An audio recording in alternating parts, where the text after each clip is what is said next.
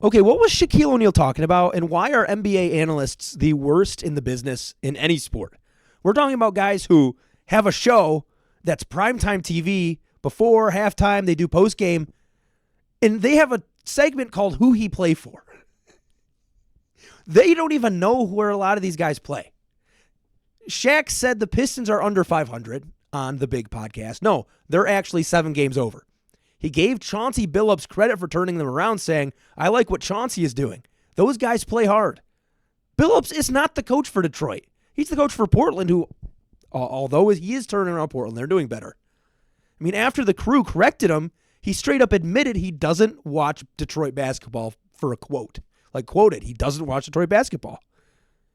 Like, what's going on here, man?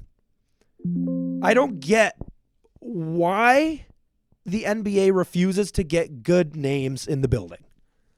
You look at the NFL, they go and hire Tom Brady. And yes, former player like Shaq, one of the greats, Tom Brady, one of the best. He goes out there and people don't like him because he's a little too analytical. He's a little too dry. I want that in my reporting. Was it Jay Cutler? There was another NFL guy who, maybe it was Tony Romo when he was first starting, but they hated him because he would predict what was going on before it happened. He would talk too much about what's going on in the game, and people were getting annoyed because he was talking too much X's and O's. I miss that. J.J. Redick was a mix.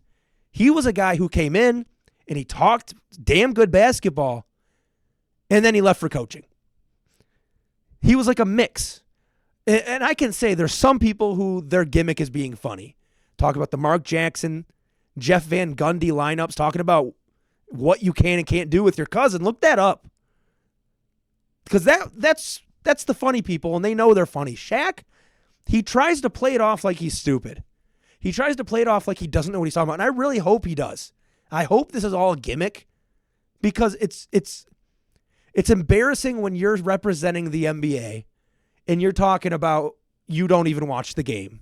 Why is the league paying you?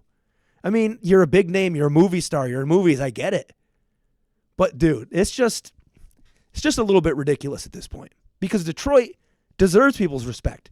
People talk about how they love fast-playing, fast-paced, high-flying lobs. People talk about how Lob City is one of the greatest eras, even though they didn't win anything. That Lob City Clippers team was one of the most Showtime teams you've seen, and they're up against the Showtime Lakers back in the day. Detroit, second in fast break points. Monster dunks from Asar Thompson, Jaden Ivey when he was healthy. Asar Thompson. I mean, we've even seen Cade put some up this year. It's just a little irritating because, I mean, Detroit, it obviously takes time to get recognition. It takes time to be a team that it gets recognized for what you're doing. But when you have some of the best players in the game, just talk down about your team. I don't know, man. He's going to talk to and he even said, like, I like Stu.